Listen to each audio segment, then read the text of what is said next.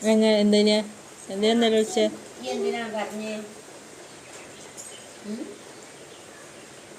കുഞ്ഞു ആരാ കാത് കുത്താൻ എൻ്റെ കൂടെ വന്നേ? ആ പിന്നെ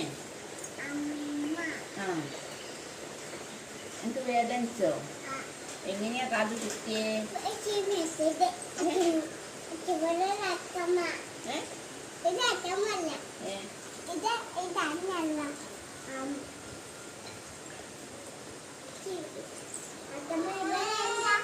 അച്ഛമ്മൻ്റെ പേര് അച്ഛമ്മ ഇഷാൻ ശിവപ്രിയ